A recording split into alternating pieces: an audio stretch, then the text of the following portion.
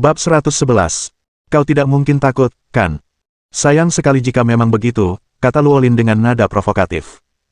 Tepat setelah ia mengatakan itu, para murid di belakangnya tertawa terbahak-bahak. Jika kau bahkan tidak punya keberanian untuk hal seperti ini, kembalilah ke tempat asalmu. Kau akan mati di pertempuran kota-kota. Benar sekali. Mereka bahkan tidak punya keberanian untuk itu. Bagaimana mereka bisa melawan para jenius dari kota lain? Pulang saja. Kalian hanya akan mempermalukan diri sendiri di sana.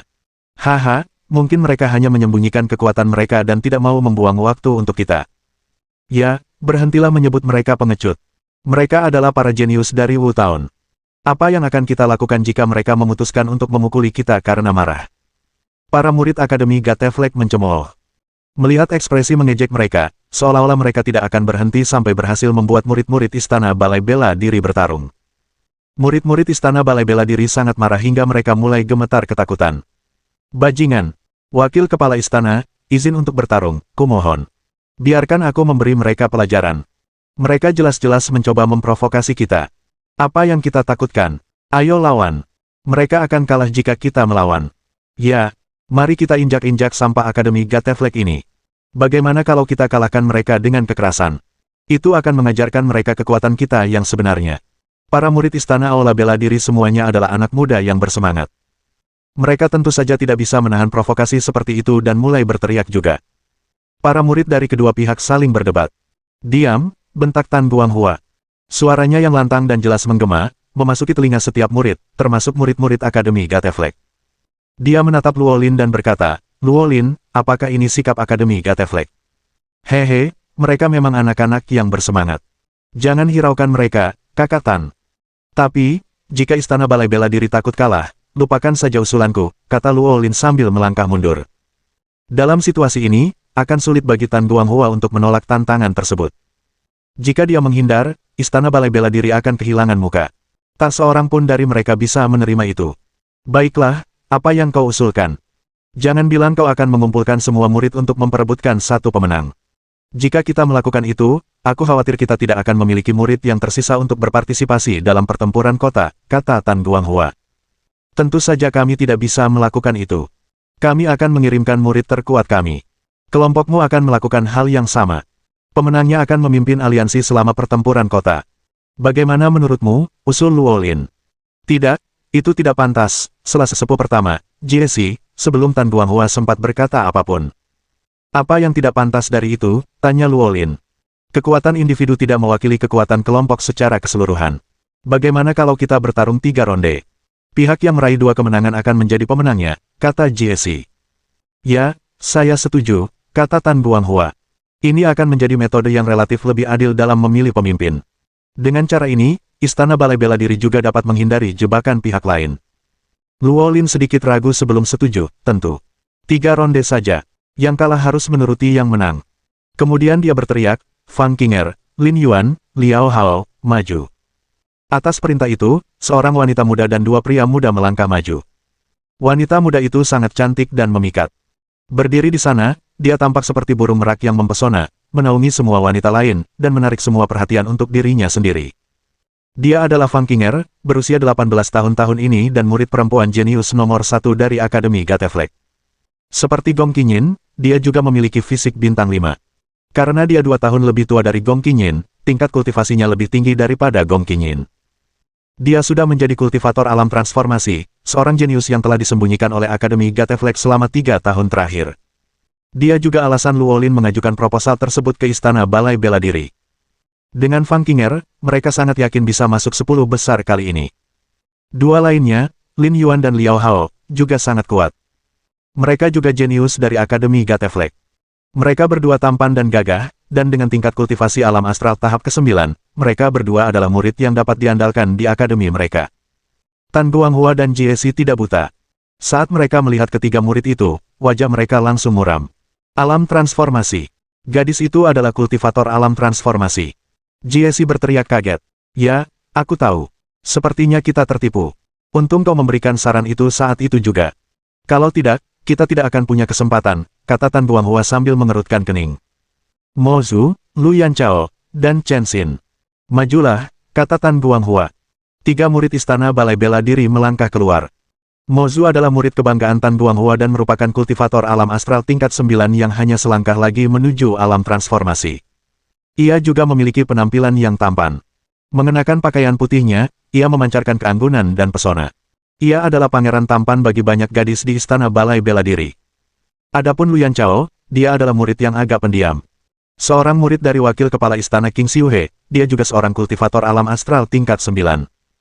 Dia jarang terlihat di istana balai bela diri, karena dia menghabiskan sebagian besar waktunya berkultivasi sendirian. Terakhir, Chen Xin adalah tetua ke-11, murid dari He Yinghua. Dia cantik dan mempesona, sebanding dengan Fang Qinger yang dikirim oleh Akademi Gatefleck. Semua orang sudah berkumpul. Apakah kalian ingin mulai sekarang atau ada rencana lain? Tanya Tan Guanghua. Pertarungan biasa itu membosankan. Kenapa kita tidak meningkatkan kesulitannya? Mari kita lemparkan beberapa papan ke sungai dan suruh mereka bertarung di atas papan-papan itu, saran Luolin. Harus diakui bahwa kesulitan bertarung dalam kondisi seperti itu sangat tinggi. Ketika para murid muda mendengar itu, ekspresi mereka berubah. Bertarung di atas papan yang mengapung di air bukanlah tugas yang mudah. Seseorang harus mengendalikan kekuatan mereka sambil fokus pada lawan pada saat yang bersamaan. Ini adalah prestasi yang membutuhkan seseorang untuk melakukan dua hal sekaligus. Baiklah, Tan Guanghua setuju. Sudah terlambat untuk mundur sekarang. Mereka berdua melemparkan masing-masing satu papan ke sungai. Liao Hao melompat dari kapal dan mendarat di papan sebelum berteriak, "Aku, Liao Hao, akan menjadi yang pertama. Siapa dari istana balai bela diri yang akan menghadapiku? Aku duluan." Chen Xin tahu bahwa dialah yang terlemah di antara ketiganya, karena itulah dia menawarkan diri untuk duluan. Namun sebelum ia pergi, Jie berkata, "Kita tidak boleh kalah di ronde ini. Luyan Chao, kau maju. Jangan menahan diri." "Baik, tetua pertama." Luyan Chao menangkupkan tinjunya sebelum melompat dari geladak ke atas papan. Ketika para murid istana aula bela diri melihat Luyan Chao mendarat dengan mantap di atas papan tanpa kehilangan keseimbangan, mereka berteriak, "Bagus sekali." Ingat, ini pertandingan persahabatan. Hentikan pertandingan ketika pemenangnya telah ditentukan. Mulai sekarang, umumkan Luolin. Bab 112. Pertempuran antara Liao Hao dan Luyan Chao dimulai. Mereka berdua adalah kultivator alam astral tingkat 9 dan mampu menjaga keseimbangan dengan baik bahkan saat bertarung di atas papan terapung. Mereka menggunakan semua yang mereka ketahui dan bertarung dengan sengit. Pada saat yang sama, mereka menahan pukulan agar tidak jatuh ke sungai secara tidak sengaja. Mereka berimbang, dan untuk saat ini, sulit untuk melihat siapa di antara mereka yang akan menang. Orang-orang dari kedua pihak dengan cemas menyaksikan pertarungan yang sedang berlangsung. "Bos, menurut Anda siapa yang akan menang?"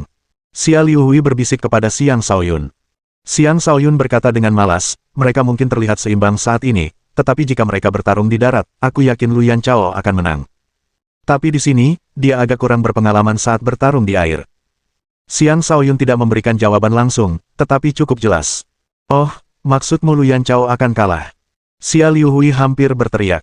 Meskipun dia menahan suaranya, orang-orang di sekitarnya tetap mendengarnya. Mereka semua menatap Xiang Shaoyun dan Xia Liuhui dengan tatapan penuh kebencian. Kehormatan kedua akademi dipertaruhkan di sini. Bagaimana mungkin mereka memuji lawan mereka dan meremehkan orang-orang mereka sendiri? Namun, tepat pada saat itulah sesuatu memang telah terjadi pada Luyan Chao.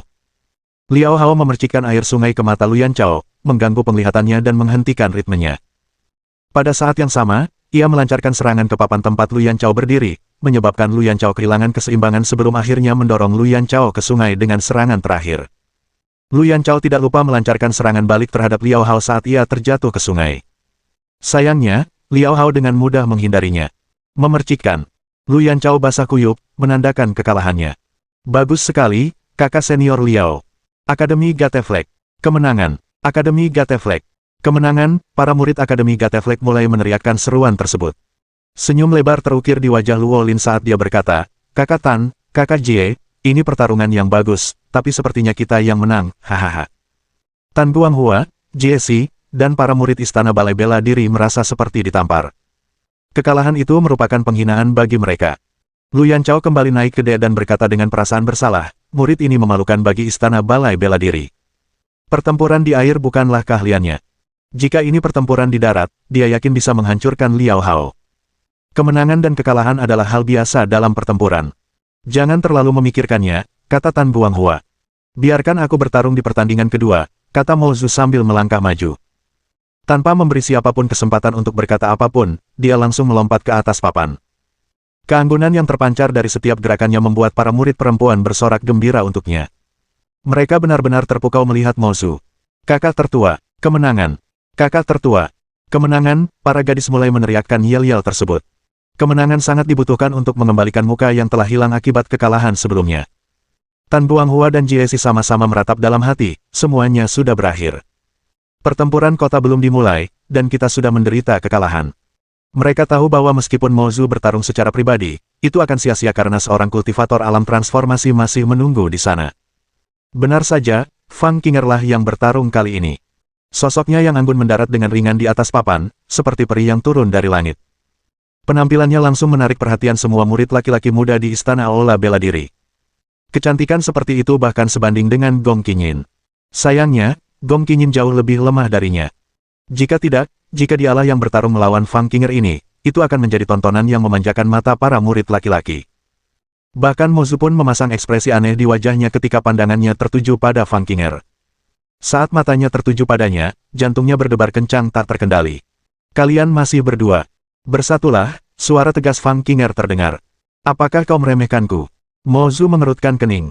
Jika tingkat kultivasimu bahkan satu tingkat lebih tinggi, aku bersedia bertarung secara adil denganmu. Tapi dirimu saat ini masih belum layak, kata Fang Qinger dengan acuh tak acuh.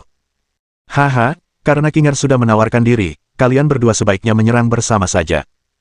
Jika kalian berdua bisa mengalahkannya, kami akan mengakui kekalahan, kata Luo Lin dengan angkuh. Dia sangat percaya pada Fang Qinger. Lagi pula, dia adalah kartu andalan Akademi Gateflek. Tidak, aku sendiri yang akan mengalahkanmu, teriak Mozu sambil menghunus pedang yang tergantung di punggungnya sebelum melancarkan serangan ke arah Fang Qinger. Dia menyerang dengan cepat, dalam sekejap mata, dia menusuk 8 kali, meninggalkan 8 bayangan di udara.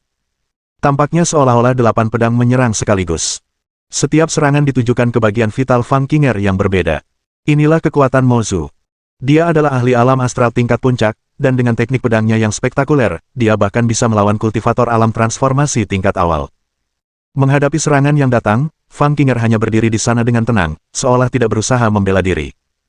Tepat ketika pedang Mozu hendak mengenainya, lapisan energi muncul di tubuhnya dan memblokir serangan tersebut. Cling! Denting! Pedang itu menghantam penghalang, menciptakan percikan api dan menimbulkan bunyi dentingan. Seorang ahli alam transformasi, seru Mozu dengan cemas. Dia sudah menduga bahwa lawannya berada di alam transformasi, tetapi ketika dugaannya terbukti benar, dia tetap tidak bisa menahan diri untuk tidak merasa cemas. Murid-murid Istana Aula Bela Diri lainnya juga terkejut. Jika lawannya adalah kultivator alam transformasi, Mozu tidak akan memiliki peluang. Bahkan jika Chen Xin ikut serta, mereka tetap tidak akan mampu menandingi lawan ini. Chen Xin, kau juga pergi. Bahkan dalam menghadapi kekalahan, kita tetap harus berusaha sebaik mungkin, kata Tan Buanghua, dengan ekspresi getir di wajahnya. Mereka telah mengalami kekalahan telak bahkan sebelum mencapai tujuan mereka. Bagaimana mereka akan terus berpartisipasi dalam pertempuran kota? Jika mereka masih berpartisipasi setelah ini, mereka hanya akan berada di sana untuk semakin mengagungkan para calon pemenang kompetisi. Chen Xin mengangguk dan melompat dari kapal juga. Dia kemudian bergabung dan mulai membantu Mozu melawan Fang Qinger. Sayangnya, mereka tidak bisa berbuat apa-apa padanya bahkan setelah bergandengan tangan. Akhirnya Fang Qinger hanya melambaikan tangannya dengan lembut untuk membuat keduanya jatuh dari papan mereka. Ketiga murid Istana Aula Bela Diri itu telah dikalahkan. Ekspresi mereka semua tampak muram, seolah-olah mereka menelan lalat mati, merasa sangat tidak nyaman. Di sisi lain, sorakan keras terdengar dari pihak Akademi Gateflek. Akademi Gateflek. Kemenangan. Qinger. Yang terindah dari semuanya. Akademi Gateflek. Kemenangan. Qinger. Yang terindah dari semuanya. Istana Aula Bela Diri. Kalah. Istana Aula Bela Diri. Kalah. Istana Aula Bela Diri. Kalah. Istana Aula Bela Diri. Kalah. Mereka sangat bersemangat, seolah-olah mereka semua telah dibius. Mereka semua mulai menghina orang-orang dari Istana Balai Bela Diri. Orang lain mungkin menelan penghinaan ini, tapi itu tidak berlaku untuk bosku. Jika bosku memutuskan untuk bertarung sendiri, dia sendiri bisa menghancurkan kalian semua, teriak Xia Liu Hui dengan lantang. Suaranya sangat keras, sampai-sampai orang-orang dari Akademi Gateflek pun mendengarnya. Seseorang langsung berteriak, bosmu bahkan tidak diberi kesempatan untuk melawan. Jika dia benar-benar berani keluar, kakakku tidak perlu mengotori tangannya. Aku sendiri sudah cukup untuk menghancurkan bosmu hanya dengan satu jari. Bab 113. Para murid Akademi Gateflek bersorak gembira ketika seseorang dari Istana Aula Bela Diri tiba-tiba mengejek mereka. Tentu saja mereka tidak bisa menerimanya. Selama bertahun-tahun, kedua pihak telah bertarung secara terbuka dan bermanuver secara diam-diam satu sama lain tanpa dapat menentukan pemenang yang jelas. Kini, mereka akhirnya meraih kemenangan telak melawan Istana Balai Bela Diri. Istana Balai Bela Diri seharusnya kehilangan keberanian untuk tetap sombong. Namun tampaknya masih ada seseorang di antara mereka yang tidak takut apapun. Apakah orang itu mencoba mencari kematian? Bos, dia bilang dia akan membunuhmu dengan satu jari. Apakah kau akan menerima itu begitu saja? Tanya Xia Liuhui. Xiang Shaoyun ingin sekali menamparkan orang ini sampai mati. Dialah yang pertama kali mencari masalah, tapi sekarang dia malah mengalihkan masalah itu kepadanya. Namun karena bawahannya tidak tahan dengan sikap Akademi Gateflek, sebagai atasan, dia harus membela bawahannya. Xiang Shaoyun meregangkan tubuhnya dengan malas dan berkata, membunuhku dengan satu jari. Oh, aku sangat ketakutan. Jika kau ketakutan, diamlah. Beberapa kata tidak mudah diucapkan, sebuah balasan tegas terdengar dari kapal lain. Luolin tidak melakukan apapun dan membiarkan murid-muridnya terus mencemooh Istana Balai Bela Diri. Kemenangan atas Istana Balai Bela Diri seperti ini jarang terjadi. Mereka harus menikmatinya dengan sebaik-baiknya. Tepat ketika Xiang Shaoyun hendak mengatakan sesuatu, Tan Guanghua menatapnya dan menegur, berhenti main-main. Bahkan dalam kekalahan, Istana Balai Bela Diri memiliki keberanian untuk menerimanya. Apa gunanya bertengkar seperti itu? Xiang Shaoyun bertatap muka dengan Tan Guanghua dan berkata, Wakil Kepala Istana, jangan ikut campur. Aku pasti akan memberi mereka pelajaran. Bertingkah seperti orang bodoh yang gegabah, Xiang Shaoyun pertama-tama tidak menghormati Tan Guanghua sebelum menunjuk Luolin. Hei, anjing tua. Setelah mengalahkan kami dalam pertandingan yang kau usulkan di tempat, sekarang kau berharap Istana Balai Bela Diri akan membantumu merebut tempat di peringkat 10 besar.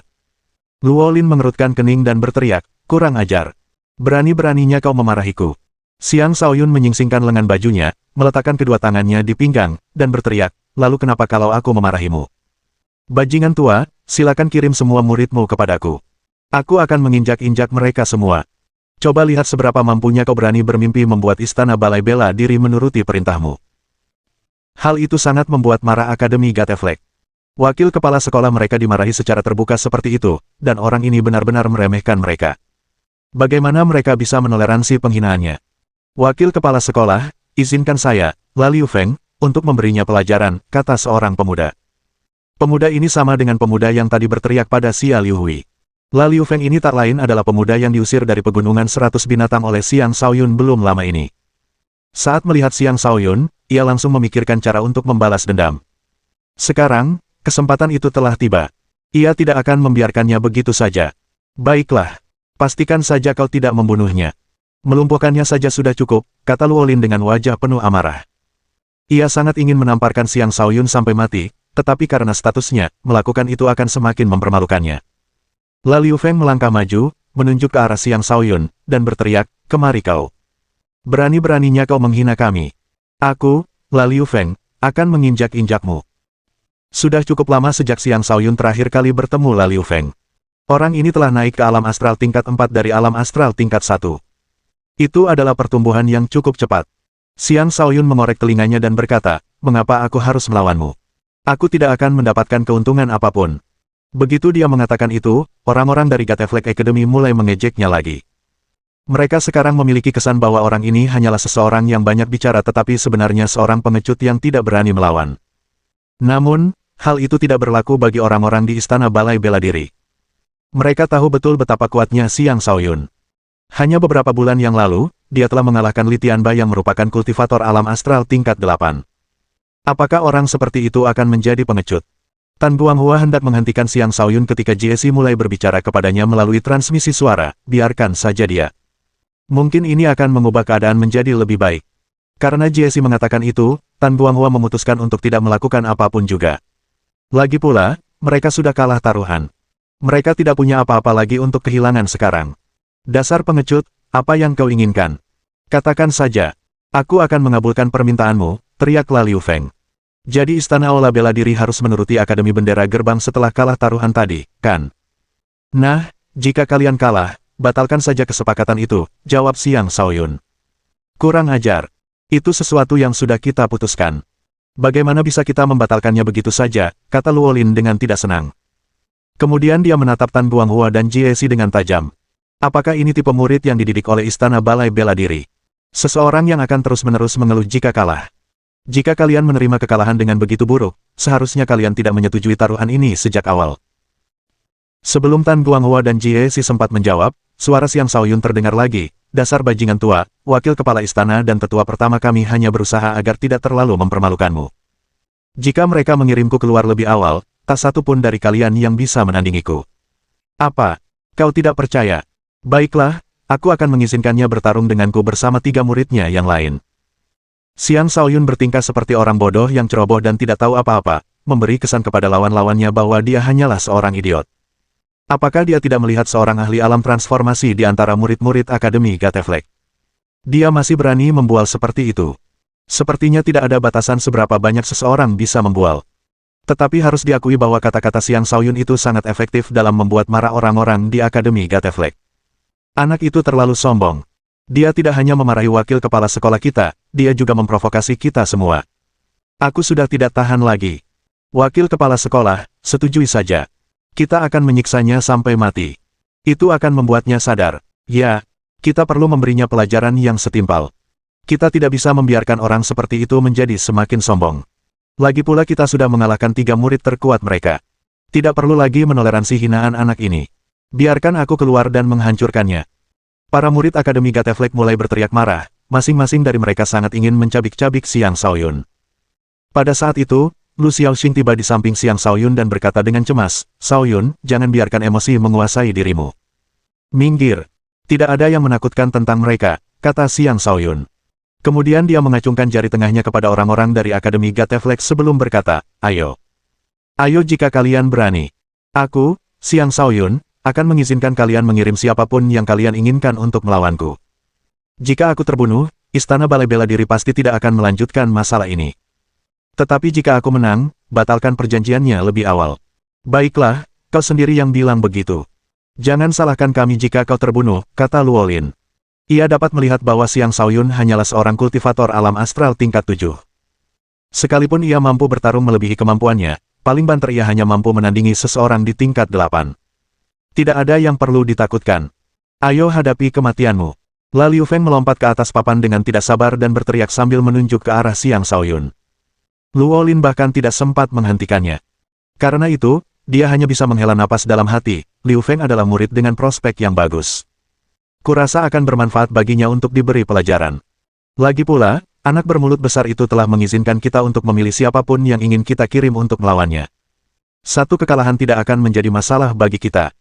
Tepat ketika Xiang Shaoyun hendak melompat dari kapal, Gong Qinyin tiba-tiba muncul di sampingnya dan berkata, "Jika kau bisa membatalkan perjanjian itu, aku akan menganggap dendam di antara kita telah berakhir."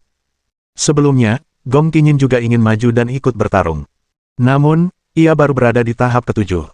Bahkan dengan kartu andalannya, ia hanya mampu melawan kultivator alam astral tahap ke-9, bukan kultivator alam transformasi. Keberanian Xiang Shaoyun untuk mempertaruhkan nyawanya telah membuatnya memandang Xiang Shaoyun dengan cara yang baru. Bab 114. Haha, jangan lupa apa yang kau katakan, gadis kecil. Ingat untuk berhenti menggangguku di masa depan, Xiang Shaoyun tertawa. Saat ini, semua orang terfokus padanya. Ketika mereka melihat Gong Qinyin berdiri begitu dekat dengannya dan mendengar apa yang dia sebut Gong Qinyin, wajah mereka berkedut. Jika ini hari lain, mereka pasti sudah melemparkan orang ini ke sungai. Dia benar-benar menyebut dewi mereka sebagai gadis kecil. Itu tidak bisa diterima. Mereka memaksa diri untuk tenang dan melihat apakah orang ini akan dipukuli oleh orang-orang dari Akademi Gateflek. Xiang Shaoyun kemudian berjalan ke geladak dan melompat ke atas papan. Dia tidak melompat ke arah papan Istana Balai Bela Diri. Sebaliknya, dia melompat langsung ke arah Liu Feng. "Lawan yang kalah berani bersikap sok tangguh di depanku. Pergi sana," teriak Xiang Shaoyun. Suaranya keras dan mengintimidasi. Ditambah sedikit aura kehadirannya, ketika gelombang suara itu menusuk telinga Liu Feng, pikiran Liu Feng menjadi kosong sesaat. Di matanya, Xiang Shaoyun yang turun tampak seperti telah berubah menjadi naga, dan dia juga terlihat seperti harimau ganas, tampak sangat menakutkan. Tepat ketika dia kehilangan kesadaran, kaki Xiang Shaoyun menghantam wajahnya. Ciprat. Liu Feng ditendang ke sungai sebelum dia sempat bereaksi. Pemandangan itu membuat semua orang terdiam. Para murid Istana Aula Bela Diri berseru, "Bagus sekali." Kekalahan Mozu, Lu Yanchao, dan Chen Xin telah membuat mereka dipenuhi amarah. Kini, Xiang Shaoyun telah melampiaskan amarah mereka. Setelah melemparkan Liu Feng ke sungai, Xiang Shaoyun mendarat di papan dengan mantap, tampak sangat gagah. Kemudian ia mengibaskan poninya dan membentuk senyum menawan di wajah tampannya, menyebabkan banyak gadis bersorak untuknya. Xiang Shaoyun sedikit lebih muda dari Mo Zhu. Namun, karisma yang dipancarkannya bahkan melampaui Mo Zhu, dan dia tampak seperti orang yang sama sekali berbeda sekarang dibandingkan ketika dia mencemooh seperti orang bodoh yang sembrono.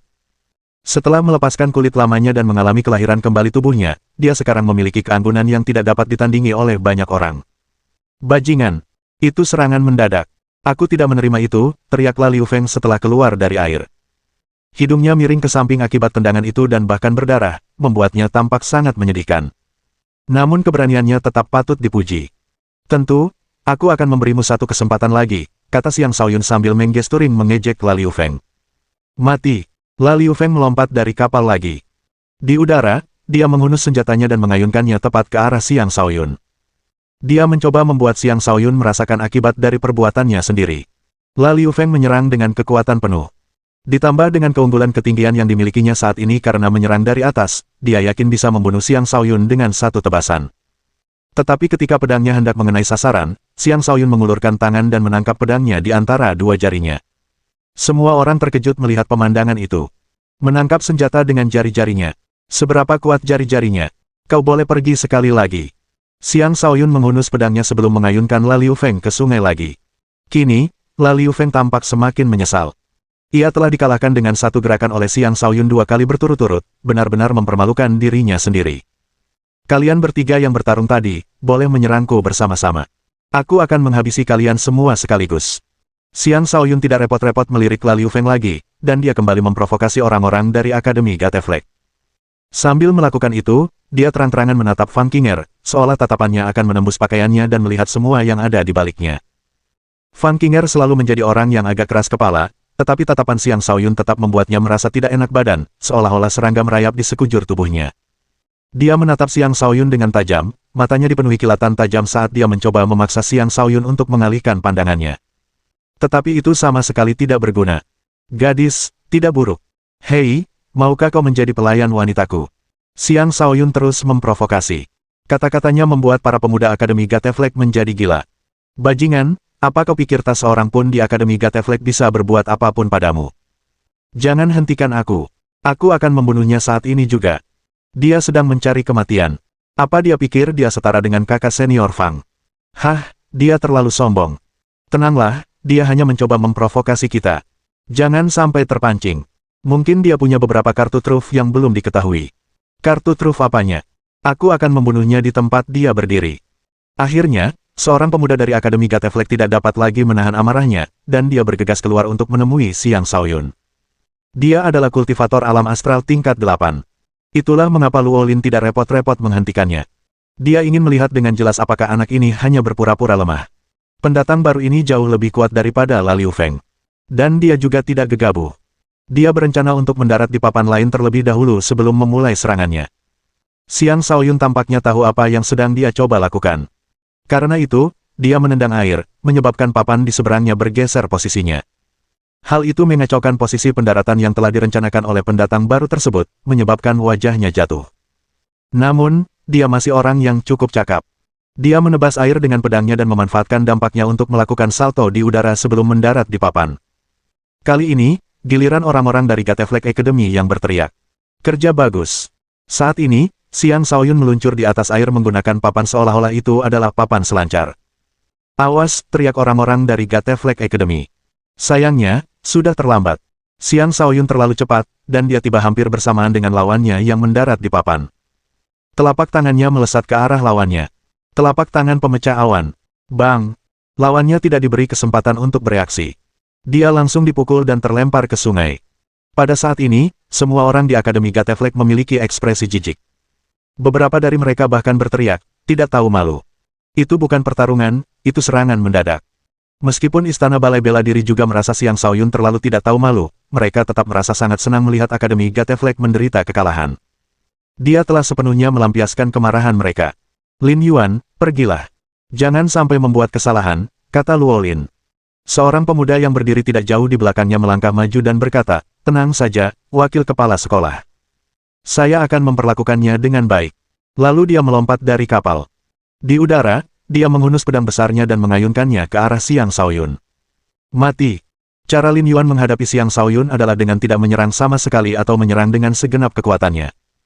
Dia tidak akan mengulangi kesalahan yang dilakukan kedua rekan muridnya sebelumnya dengan meremehkan lawan mereka. Bab 115. Serangan dahsyat Lin Yuan dipenuhi dengan energi astral dalam jumlah besar yang membanjiri ruang di atas Xiang Shaoyun dengan cahaya hijau, sehingga Xiang Shaoyun tidak memiliki kesempatan untuk selamat dari serangan itu. Semua orang penasaran apakah Xiang Shaoyun bisa selamat dari serangan yang menghantamnya seperti gunung. Para murid istana Aula Bela Diri menjadi cemas ketika melihat serangan itu. Mereka menatap pertempuran yang sedang berlangsung dengan mata terbelalak, berdoa agar Xiang Shaoyun selamat. Menghadapi pedang yang datang, mata Xiang Shaoyun juga menjadi tajam. Dia berteriak dan menghunus pedang serigala emasnya sebelum menangkis serangan pedang itu. Cling! Denting! Serangkaian percikan api tercipta di udara, dan benturan tersebut menciptakan banyak riak di permukaan sungai. Setelah serangannya diblokir, Lin Yuan tidak melanjutkan serangan. Sebaliknya, ia melakukan salto di udara dan mendarat di papan lainnya. Setelah mendarat di papan tersebut, ia mengendalikan papan itu dan meluncur di atas air menuju Xiang Shaoyun. Hutan yang menyilaukan langit. Lin Yuan memang pantas menjadi salah satu dari 3 jenius muda terbaik di Akademi Gateflek. Saat menyerang, dia melepaskan kekuatan yang mengguncang bumi. Dia mengayunkan pedangnya, mengirimkan energi pedang tak terbatas yang kemudian membentuk hutan besar yang cukup untuk menghalangi sinar matahari, bahkan tidak membiarkan seberkas sinar matahari pun menembus. Dari sini, jelaslah bahwa ia memiliki kekuatan yang cukup untuk menghadapi kultivator alam astral tingkat puncak manapun.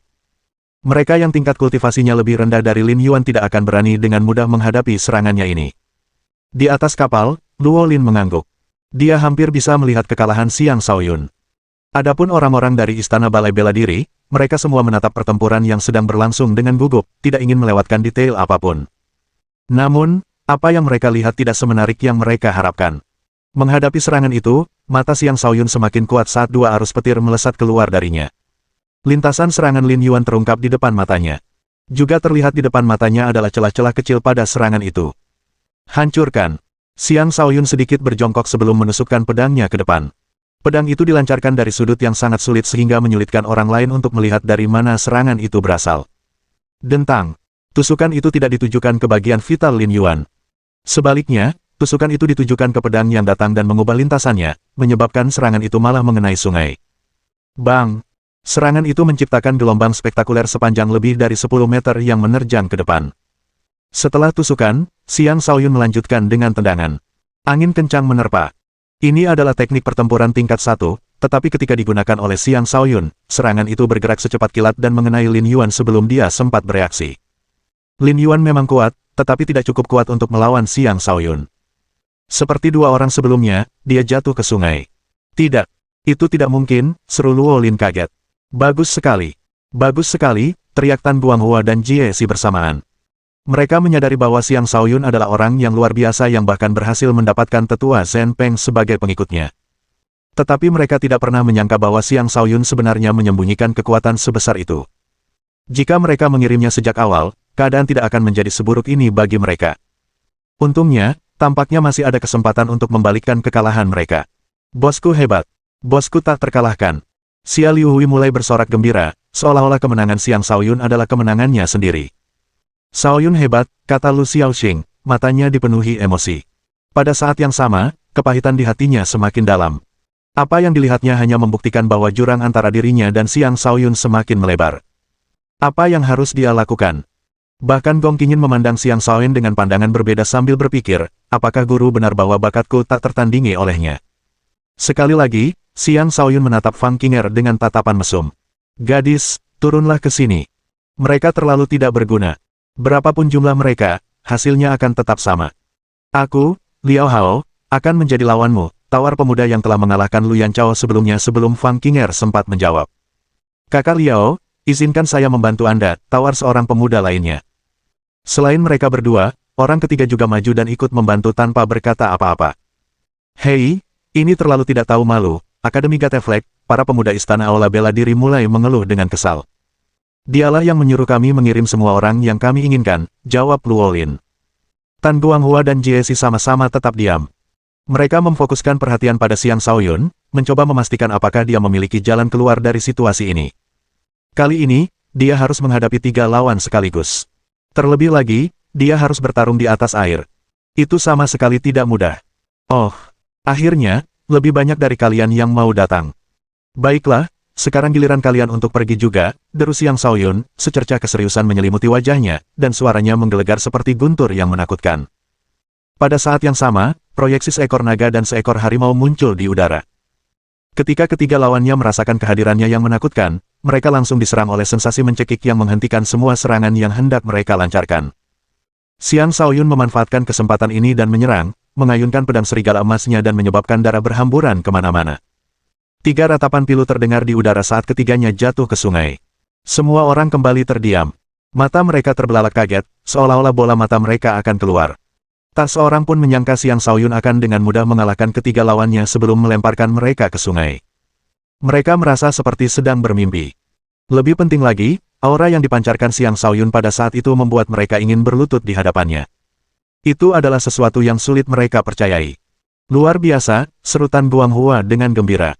Di sisinya, Jie juga dipenuhi kegembiraan. Kata-kata tak lagi mampu menggambarkan kebahagiaannya saat ini. Adapun Ye Tianlong yang selalu tidak menyukai Xiang Shaoyun, ia merasa sangat tidak nyaman, seolah-olah baru saja menelan seekor lalat. Kekuatan kehadiran yang terkutuk itu. Ye Tianlong mengumpat dalam hati. Wu Mingyang dari klan Wu juga membenci Xiang Shaoyun. Meskipun Xiang Shaoyun saat ini sedang meraih kejayaan bagi istana balai bela diri, hal itu justru semakin meningkatkan keinginannya untuk melihat Xiang Shaoyun mati. Jika aku tidak bisa menemukan cara untuk membunuhnya, di masa depan, klan Wu akan menderita, pikir Wu Mingyang dengan muram. Sampah. Kalian semua tidak berguna. Luo Lin sangat marah. Dia tidak pernah menyangka bahwa anak ini akan begitu kuat, mampu menggunakan kekuatan kehadiran yang hanya bisa digunakan oleh mereka yang berada di alam transformasi dan di atasnya. Bahkan ada kemungkinan bahwa anak ini sebenarnya adalah kultivator alam transformasi. Dia bingung mengapa istana balai bela diri tidak mengirim anak ini sejak awal. Apakah ini semacam tipuan? Apakah mereka berencana untuk membiarkan lawan mereka merasakan kegembiraan sebelum keputusasaan? Bab 116. Tentu saja, Tan Guanghua dan Jie tidak menyadari kesimpulan yang telah dicapai Luo Lin. Bahkan, mereka saat ini dipenuhi penyesalan. Seorang pemuda luar biasa seperti Xiang Shaoyun ada di sana, tetapi mereka telah mengirim 3 murid lainnya hanya untuk dipermalukan. Apakah mereka buta? Jika Xiang Shaoyun tidak bersikeras menantang Akademi Gateflek, konfrontasi ini akan berakhir dengan kekalahan total mereka. Untungnya, Xiang Shaoyun sekarang berdiri di sana menginjak-injak lawannya, mengalahkan beberapa murid Akademi Gateflek berturut-turut, dan mengisi hati mereka dengan kepuasan. Nak, kau ikut atau tidak? Mau aku yang naik ke atas saja? Xiang Shaoyun mulai mengolok-olok lagi. Fang Qinger mengangguk sebelum melangkah ringan di lantai, dengan anggun melayang dari kapal dan mendarat di sungai. Alih-alih berdiri di atas papan, dia langsung berdiri dengan mantap di atas air. Ini juga merupakan kemampuan yang hanya dimiliki oleh mereka yang berada di alam transformasi dan di atasnya. Fang Qinger bahkan bukan kultivator alam transformasi tingkat pertama biasa. Dia sudah berada di tingkat kedua. Xiang Shaoyun bisa melihat itu. Jika tidak, dia tidak akan bisa dengan mudah mengalahkan Mo Zhu dan Chen Xin. Setelah memahami kekuatan kehadiran, tidak akan sulit bagimu untuk menembus alam transformasi di masa depan. Sayangnya, kau terlalu banyak pamer. Apakah kau ingin bergabung dengan Akademi Gateflek? Aku akan memberimu kesempatan untuk menjadi pengikutku, Fang Qinger menawarkan dengan santai. Pesona Fang Qinger memang cukup untuk memikat banyak pemuda. Namun Xiang Shaoyun bukanlah pemuda biasa. Ia memiliki hati yang keras, dan ia juga seorang yang berpengalaman luas di dunia. Fang Qinger saja tidak cukup untuk memikat hatinya. Haha, aku menawarkan dirimu menjadi pelayanku, dan kau menawarkan diriku menjadi pengikutmu. Bagaimana kalau kita bertaruh? Jika aku kalah, aku akan menjadi pengikutmu dan akan menuruti semua perintahmu. Jika kau kalah, kau akan menjadi pelayanku. Bagaimana menurutmu? Xiang Shaoyun tertawa terbahak-bahak. Semua orang dipenuhi keraguan ketika mendengar ini, benarkah Xiang Shaoyun lebih kuat dari Fang Qinger? Qinger, abaikan provokasinya. Dia hanya mencoba mengganggu pikiranmu. Dia bukan tandinganmu. Selesaikan saja, kata Luo Lin. Bagaimanapun ia memandangnya, Xiang Shaoyun hanyalah kultivator alam astral tingkat 7. Ia menolak untuk percaya bahwa Fang Qinger akan mengalami kekalahan di sini. Fang Qinger menatap Xiang Shaoyun dan berkata dengan sungguh-sungguh, jika kau kalah, jadilah pelayanku. Setelah mengatakan itu, dia melesat ke arah Xiang Shaoyun. Melangkah di atas air, sosoknya yang lentur bergerak seperti peri air, dan telapak tangannya melesat ke arah dada Xiang Shaoyun dengan kecepatan kilat. Dengan serangannya yang sangat cepat, orang harus mengakui bahwa dia layak menyandang gelar kultivator alam transformasi. Meskipun Xiang Shaoyun tetap waspada sepanjang waktu, serangan itu hampir mengenainya. Dia dengan cepat memiringkan tubuhnya ke samping untuk menghindari serangan itu. Meskipun begitu, kain di dadanya tetap robek. Dasar gadis kurang ajar. Kau beneran merobek pakaianku di depan umum.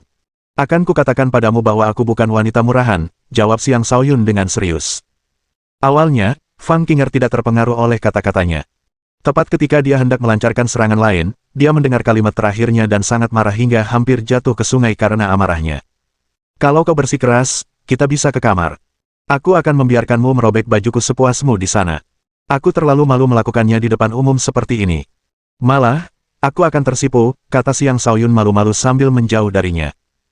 Kali ini, bukan hanya Fang Qing'er yang marah, bahkan orang-orang di kedua kapal pun mengomentari ketidakmaluan Xiang Shaoyun. Kuharap kekuatanmu yang sebenarnya sebanding dengan kehebatan mulutmu, kata Fang Qing'er sambil menghentakkan kakinya ke air. Dia berputar di udara dan melayangkan tendangan demi tendangan ke arah Xiang Shaoyun. Serangannya menghantam dengan momentum yang mengesankan, menciptakan banyak riak di air. Serangan terus-menerus seperti itu bukanlah sesuatu yang bisa dihentikan oleh kultivator alam astral biasa. Dengan Fang Qing'er menyerang dengan kekuatan penuh, Xiang Shaoyun tidak bisa lagi tetap tenang. Matanya fokus, dan dia menstabilkan langkahnya sebelum berulang kali meninju udara di depannya. Bang! Bang! Pukulan dan tendangan bertemu berulang kali, menyebabkan suara teredam bergema berulang kali saat dua energi astral yang berbeda menyebar di seluruh medan perang. Dampaknya memaksa Xiang Shaoyun melangkah mundur berulang kali, sosoknya bergoyang di atas papan, seolah-olah dia akan segera jatuh ke sungai. Saatnya kekalahanmu. Fang Qing'er meraung dan melepaskan kehadirannya, yang kemudian menekan Xiang Shaoyun. Bahkan saat melakukan itu, dia tidak berhenti melayangkan tendangan demi tendangan. Menyerang dengan serangan fisik dan kehadiran secara bersamaan adalah kemampuan unik para kultivator alam transformasi. Menghadapi serangan dua arah, Xiang Shaoyun tetap tenang. Lagi pula, kehadiran Fang Qing'er sama sekali tidak efektif melawannya. Dia hanya sibuk memikirkan cara yang tepat untuk benar-benar mengalahkan gadis itu. Secepat apapun Fang Qing'er menendang, tinju Xiang Shaoyun akan tetap ada. Bahkan saat menghadapi kekuatan kultivator alam transformasi tingkat 2 secara langsung, dia masih tampak tenang.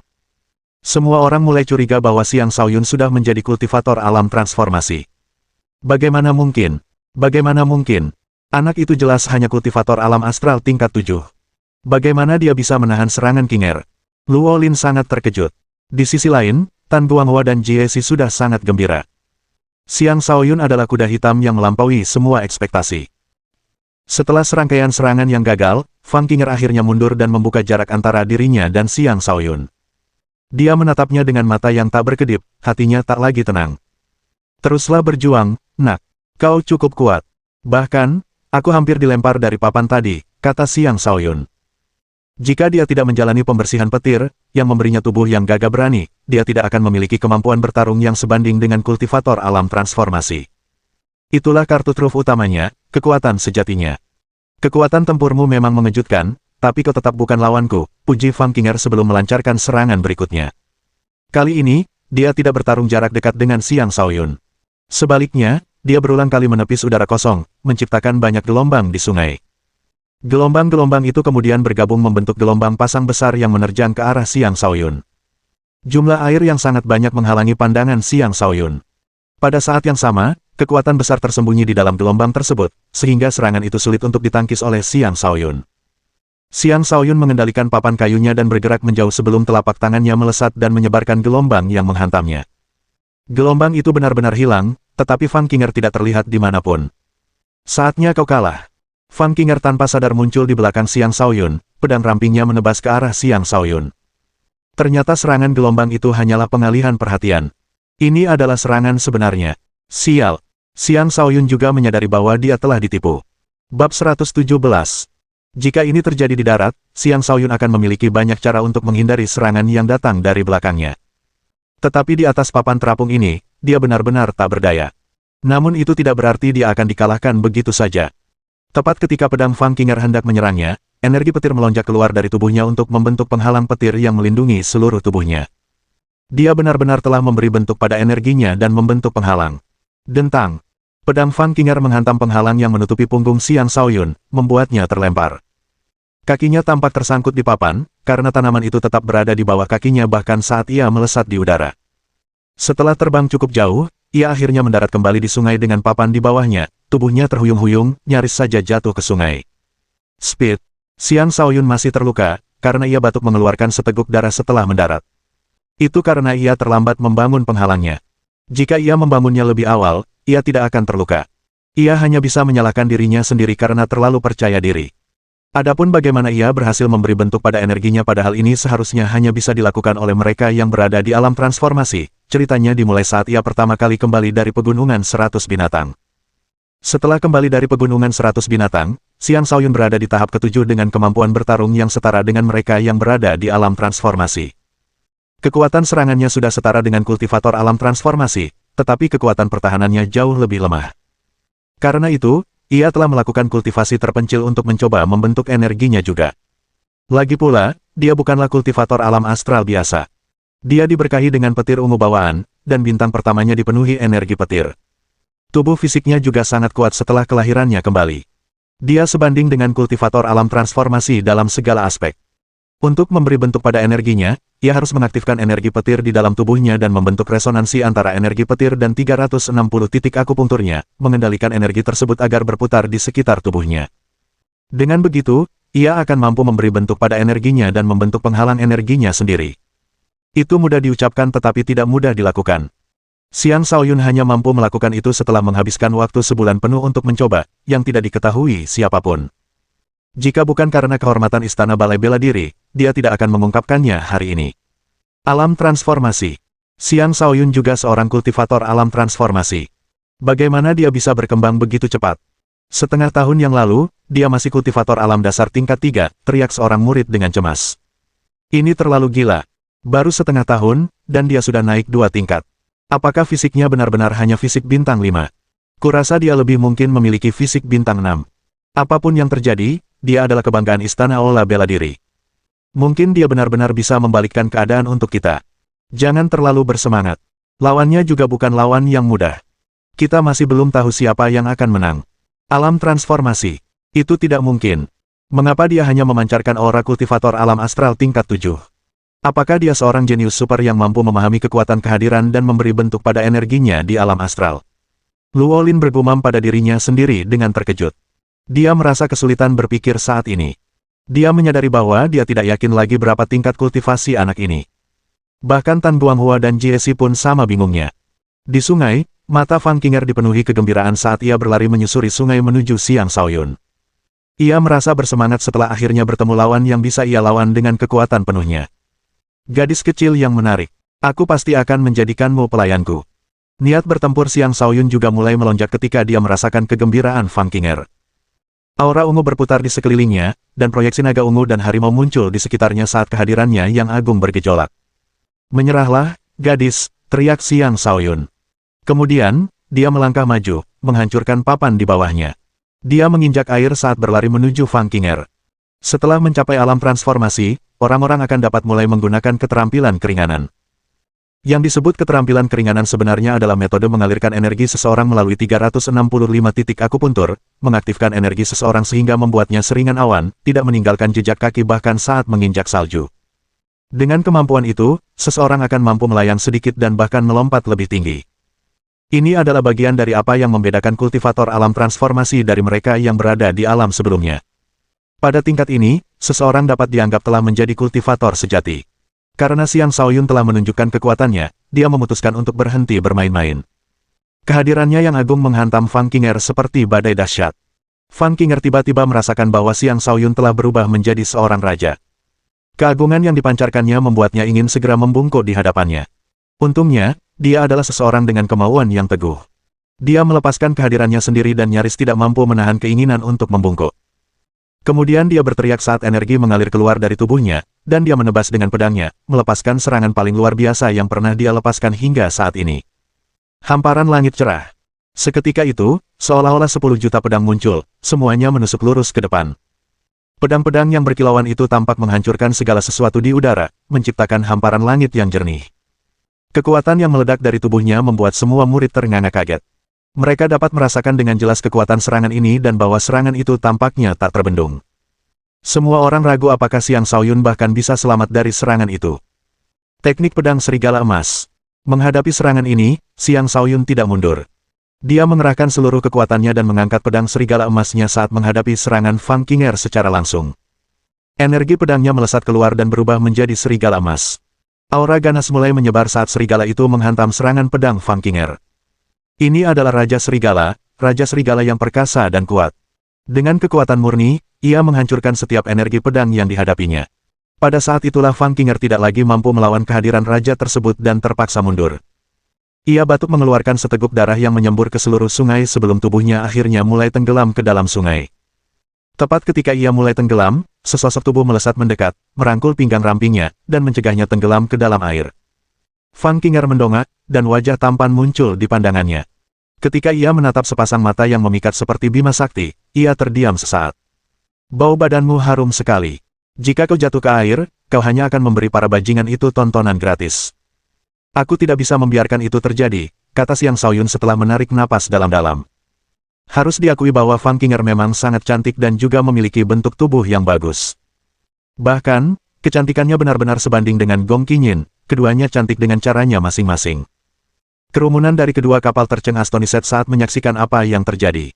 Mereka tidak pernah menyangka bahwa Fang Qinger akan dikalahkan begitu saja. Mereka juga tidak menyangka Xiang Shaoyun akan benar-benar datang dan menyelamatkannya tepat sebelum dia jatuh ke air seperti seorang pangeran tampan. Pemandangan keduanya berdiri di sungai dengan lengan Xiang Shaoyun melingkari pinggangnya tampak seperti adegan dalam lukisan yang indah. Setelah terkejut sesaat, para pemuda Akademi Gateflek menjadi geram. Lepaskan kakak senior Fang, atau aku akan membunuhmu. Anak ini pantas mati. Beraninya dia menyentuh kakak senior Fang. Dia adalah dewi saya.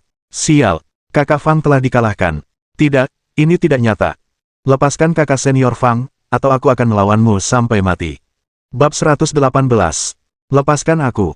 Fang Qinger akhirnya tersadar dari lamunannya dan mulai meronta. Melepaskanmu? Tidak. Mulai sekarang, kau adalah pelayanku, kata Xiang Shaoyun tanpa ampun. Kata-kata itu bukan hanya untuk didengar Fang Qinger, tetapi juga oleh semua orang yang hadir. Kau, wajah Fang Qinger memerah saat mendengar itu. Entah mengapa, keinginan untuk membungkuk di hadapan pria di hadapannya semakin tumbuh di hatinya, hingga ia tak mampu lagi menahannya. Keinginan itu tumbuh seperti gulma liar yang tak bisa sepenuhnya diberantas, apapun yang dilakukan. Kurang ajar. Lepaskan dia kalau kau tahu apa yang terbaik untukmu. Suara Luolin menggema, auranya melonjak. Dia sangat marah. Xiang Shaoyun menatap Luolin dan berkata tanpa rasa takut, diamlah, dasar orang tua kolot. Dia sekarang adalah pelayanku dan tidak lagi berhubungan dengan Akademi Gateflek. Bajingan, biar kucabik mulutmu. Luolin tak tahan lagi. Dia melompat dari kapal dan melesat di udara menuju Xiang Shaoyun dengan agresif seperti elang yang menerkam mangsanya. Berhenti di situ, Luolin. Tan Guanghua juga melompat dari kapal yang dinaikinya, tetapi dia masih terlalu lambat. Luolin adalah kultivator alam transformasi tingkat 8. Kekuatan dahsyatnya bukanlah sesuatu yang bisa ditahan oleh Xiang Shaoyun. Tepat ketika Luolin hendak mencapai Xiang Shaoyun melakukan sesuatu yang mengejutkan semua orang di sana. Dasar bajingan tua, ambil kartu trufku, teriak Xiang Shaoyun sambil melemparkan Fang Qinger ke arah Luolin seolah-olah dia adalah sebuah senjata. Semua orang terkezenjing. Dia benar-benar membuang wanita secantik dia. Apakah dia benar-benar seorang pria? Sungguh biadab. Bahkan Fang Qinger sendiri pun terkejut.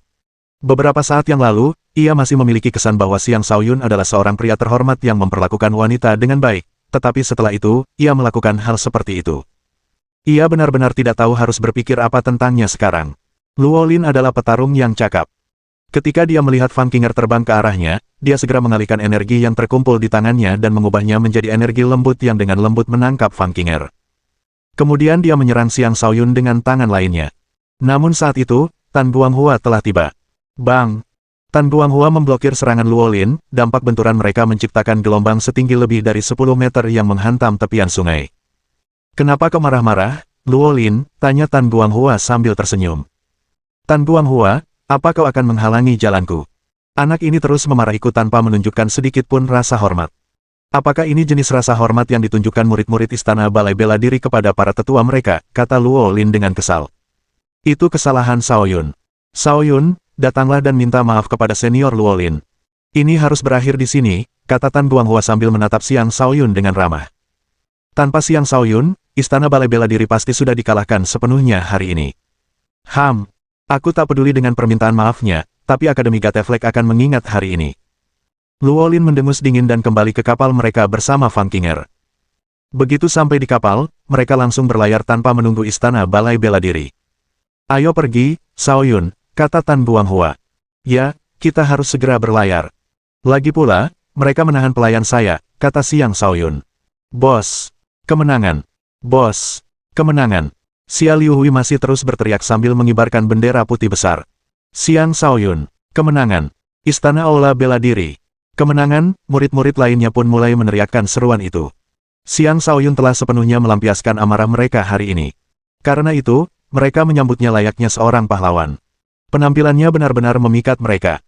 Mata mereka dipenuhi kekaguman saat memandanginya, berharap suatu hari nanti mereka bisa bertindak sesombong Xiang Xiaoyun, menundukkan seorang wanita cantik untuk menjadi pelayannya dengan paksa dan memarahi wakil kepala sekolah Akademi Gateflek tanpa rasa takut. Melihatnya melakukan semua itu saja sudah membuat mereka sangat puas. Sayangnya, itu hanya akan tetap menjadi mimpi mereka karena tidak mudah sama sekali untuk menjadi sekuat Xiang Xiaoyun. Adapun Ye Tianlong, dia bahkan tidak berani lagi menganggap Xiang Xiaoyun sebagai musuhnya. Bahkan Wu Mingyan pun mulai mengurangi permusuhan yang sebelumnya ia tunjukkan kepada Xiang Xiaoyun. Sebelum benar-benar yakin, ia tidak akan lagi dengan mudah bertindak melawan Xiang Xiaoyun. Jika tidak, itu sama saja dengan bunuh diri. Kapal Istana Aula bela diri berlayar lagi, menuju lembah Sungai Emas. Setelah meraih kemenangan, alih-alih berjalan-jalan dengan gaya yang mencolok, dia pergi ke kabin dan menyendiri. Dia benar-benar tidak tahan dengan tatapan tajam semua murid ketika memandanginya. Tidak masalah jika hanya para gadis yang memandanginya seperti itu, tetapi sekarang, bahkan para pria pun melakukannya. 10 hari kemudian, Istana Balai Bela Diri dan Akademi Gerbang Bendera akhirnya tiba di dekat lembah Sungai Emas. Di bawah mereka melihat sebuah sungai emas, yang tampak terang dan berkilauan di bawah sinar matahari, seperti aliran emas cair.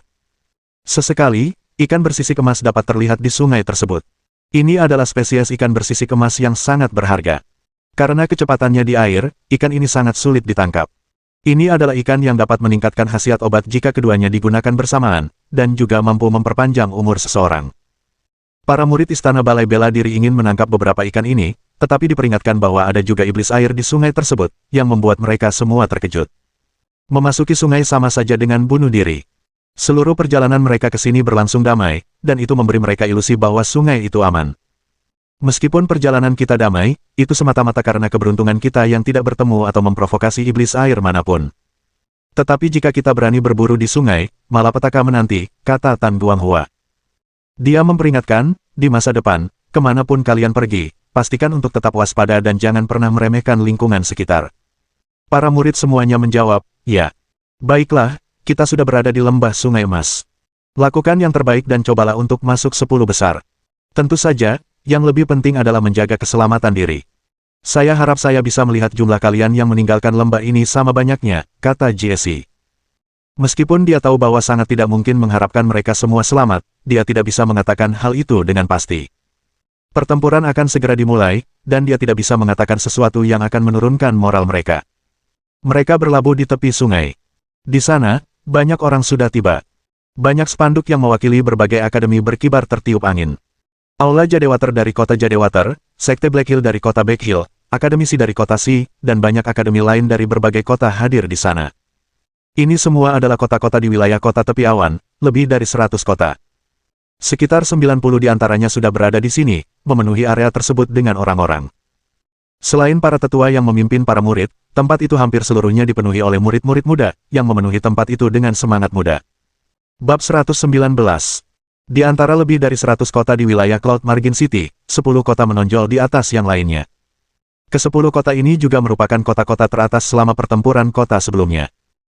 Kota-kota tersebut masing-masing adalah Paviliun Naga Awan di kota Naga Awan, Istana Harimau Awan di kota Harimau Awan, Akademi Angin Ilahi di kota Pusaran, Paviliun Bela Diri Sejati di kota Bela Diri Sejati, Akademi Tundra Laut di kota Ular Laut, Aula Air Giok di kota Air Giok, Sekte Bukit Hitam di kota Bukit Hitam, Akademi Rumah Kuning di kota Rumah Kuning, Aula Keadilan di kota-kota Keadilan, dan Akademi Gunung Giok di kota Gunung Giok.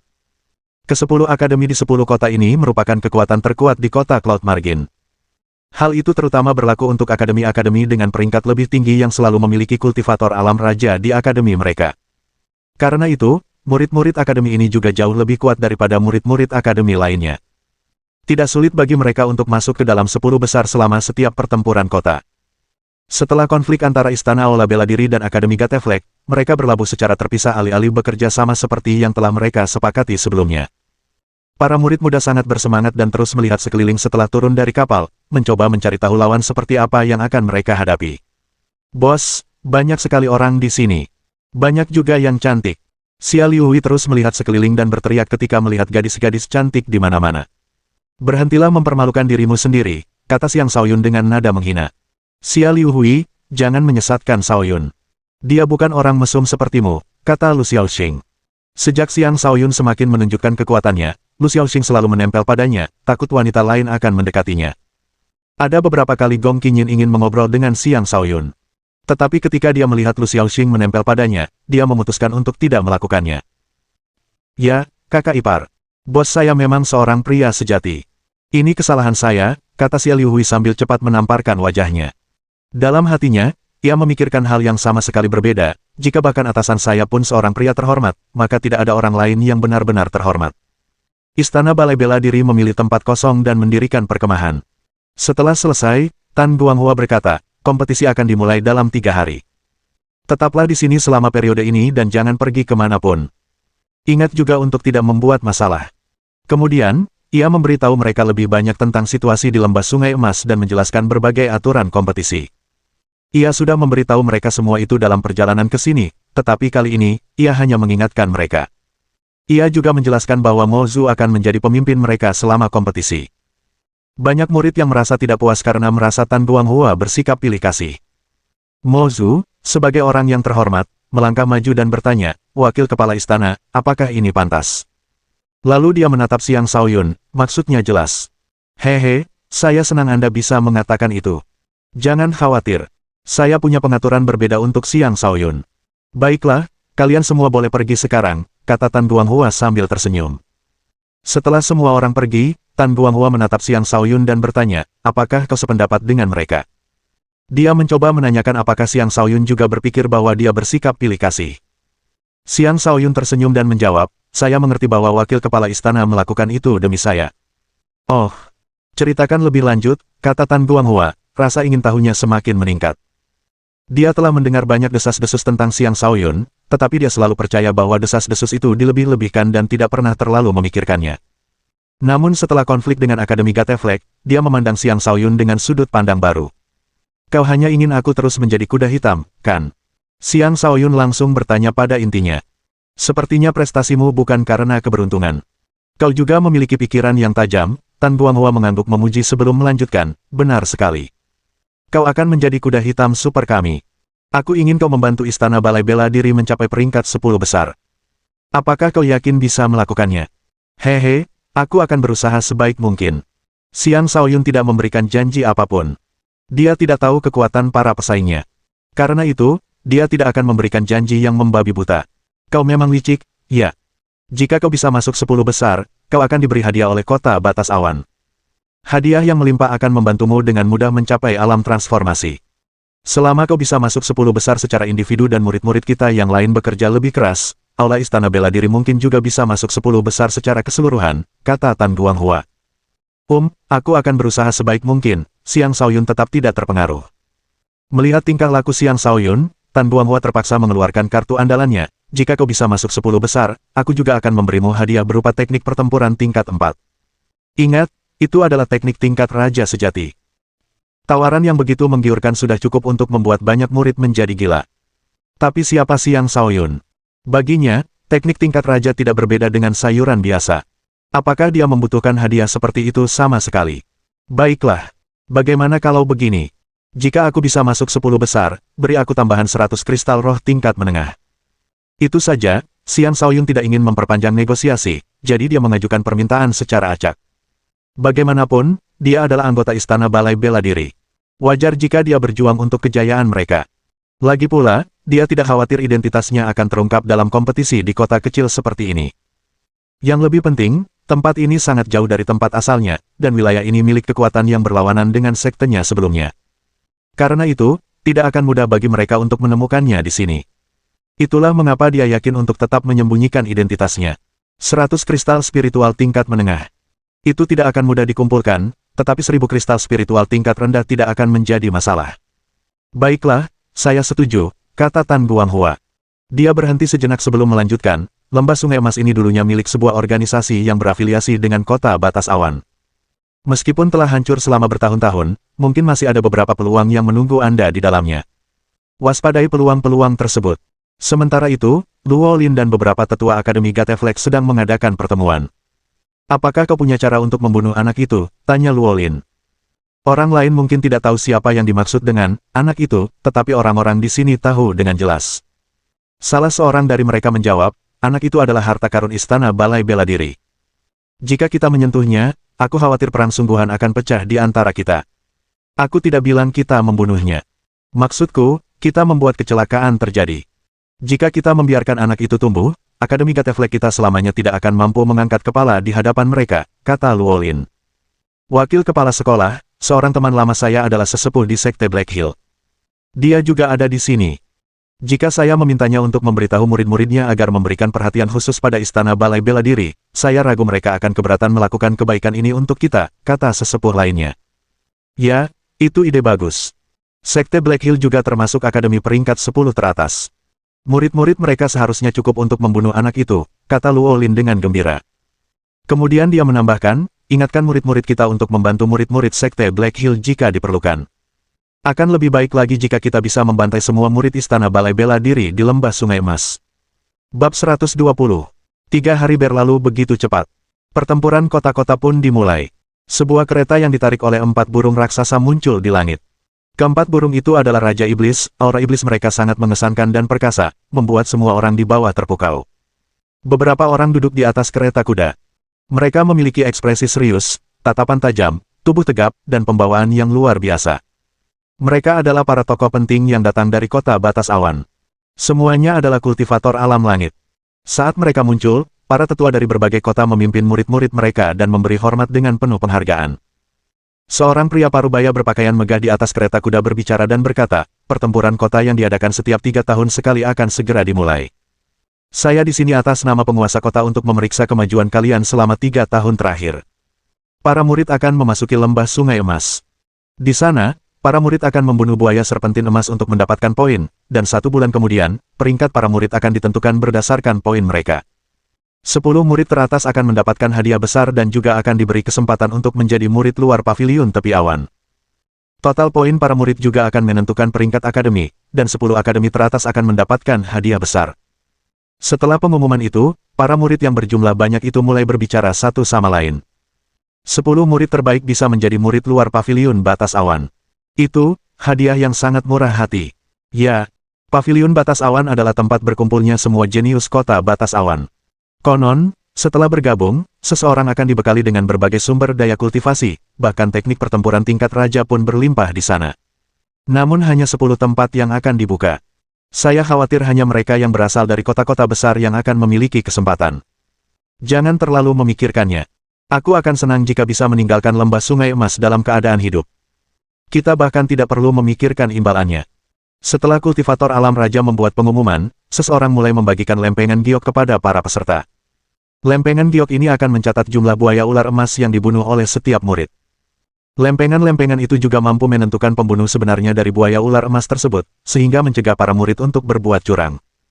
Tak lama kemudian, para murid menuju lembah sungai emas, dan mereka menjadi bersemangat. Lembah sungai emas tidak jauh di depan mereka, mereka hanya perlu berlayar menyusuri sungai selama sekitar 1 jam. Tetapi setelah tiba, kegembiraan mereka berubah menjadi kepahitan. Gesek, gesek. Ketika banyak kapal tiba di tepi lembah sungai emas, sungai di bawahnya tidak lagi setenang sebelumnya.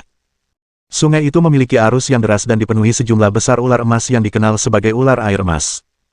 Mereka bukanlah binatang buas tingkat tinggi, tetapi jumlahnya yang sangat banyak sudah cukup untuk membuat siapapun diliputi rasa takut. Ular-ular emas panjang itu berenang di mana-mana. Dari kepala mereka yang berbentuk segitiga dan lidah mereka yang sesekali menjulur, sangat jelas bahwa mereka adalah spesies ular yang sangat beracun. Selain itu, sejumlah buaya emas juga muncul. Duri-duri tajam menjalar di sepanjang kulit tebal mereka, dan ketika mereka membuka rahang besar mereka, banyak taring tajam dapat terlihat. Tak dapat dipungkiri bahwa ini adalah binatang buas yang menakutkan. Ular air emas dan buaya serpentin emas adalah makhluk iblis yang mendiami pinggiran luar lembah sungai emas. Adapun buaya serpentin emas yang mendiami pinggiran dalam lembah, mereka adalah spesies baru yang dihasilkan dari perkawinan silang antara ular air emas dan buaya emas. Para murid muda mulai membunuh binatang-binatang buas itu. Ada banyak ular air emas dan buaya emas di sini. Binatang-binatang buas ini tidak akan membiarkan mereka sendirian. Bahkan, mereka akan melompat ke atas kapal. Dengan demikian, tanpa membunuh binatang-binatang buas ini, para murid tidak akan bisa benar-benar memasuki lembah sungai emas. Kapal Istana Aula Bela Diri juga menjadi sasaran serangan binatang buas ini. Bahkan ular air emas di alam iblis menengah pun melompat ke kapal.